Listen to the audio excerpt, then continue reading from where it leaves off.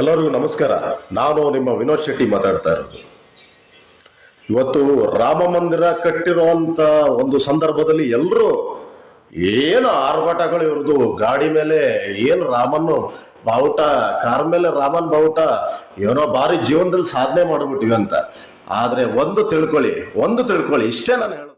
ಎಲ್ಲ ಸರ್ವಧರ್ಮದ ಸ್ನೇಹಿತರಿಗೆ ವಿನೋದ್ ಶೆಟ್ಟಿಯ ನಮಸ್ಕಾರ. ಇತ್ತೀಚೆಗೆ ನಾನೊಂದು ಬಾಬರಿ ಮಸೀದಿ ಮತ್ತೆ ರಾಮ ಮಂದಿರದ ಒಂದು ವಿಷಯವನ್ನು ಪ್ರಸ್ತಾಪ ಪಡಿಸಿದೆ. ಇಲ್ಲಿ ನಾನು ಕ್ಷಮೆ ಕೇಳೋಕ್ಕಿಂತ ಮುಂಚೆ ನಾನು ಒಂದು ವಿಷಯವನ್ನು ಸ್ಪಷ್ಟಪಡಿಸ್ತೀನಿ.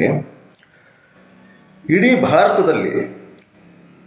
ಭಾರತದಲ್ಲಿ ಮಹಾಭಾರತ ಅಂತ ನಾವು ಹುಡುಕಿದ್ರೆ ಸಿಗೋದು ಒಂದೇ ಅಲ್ವಾ? ಎಲ್ಲೋದ್ರೂ ಈ ನಮ್ಮ ಕರ್ನಾಟಕದಲ್ಲೂ ಕೇಳಿದ್ರು ಅಷ್ಟೇ ಅಲ್ವಾ? ನೀವು ಇಡೀ ಭಾರತದಲ್ಲಿ ಯಾವ ರಾಜ್ಯಕ್ಕೆ ಹೋಗಿದ್ರು ಹೋಗ್ಬಿಟ್ಟು ಮಹಾಭಾರತ ಏನು ಅಂತ ಕೇಳಿದ್ರೆ ಎಲ್ಲರೂ ಹೇಳೋದು ಒಂದೇ. ಏನಂತ? ಕೌರವರಿಗೂ ಪಾಂಡವರಿಗೂ ಯುದ್ಧ ಆಯಿತು ಅಂತ ಅಲ್ವಾ? ಈ ಕಡೆ ಅರ್ಜುನ, ಆ ಕಡೆ ದುರ್ಯೋಧನ ಅಲ್ವಾ? ಈ ರಾಮಾಯಣ ಏನು ಅಂತಂದ್ರೆ ಅವರವರ ಅನುಕೂಲಕ್ಕೆ 3000ಕ್ಕಿಂತ ಹೆಚ್ಚು ರಾಮಾಯಣವನ್ನು ಬರೆದಿದ್ದಾರೆ. ಈ ಭಾರತದಲ್ಲಿ 3000ಕ್ಕಿಂತ ಹೆಚ್ಚು ರಾಮಾಯಣ ಇದೆ. ಈಗ ಇಲ್ಲಿ ಕರ್ನಾಟಕದಲ್ಲಿ ಸೀತೆಗೂ ರಾವಣನಿಗೂ ಏನು ಸಂಬಂಧ ಕೇಳಿದ್ರೆ ಇಬ್ರು ದುಶ್ಮನ್ಗಳು ಅಂತಾರೆ, ಹೌದಲ್ವ? ಅಪಹರಣ ಮಾಡಿದವನು ರಾವಣ ಅಂತ ಬೈತೀವಿ ಇಲ್ಲಿ. ಈ ಉತ್ತರ ಭಾರತದ ಕಡೆ ಹೋದರೆ ಅಲ್ಲೇ ಹೇಳ್ತಾರೆ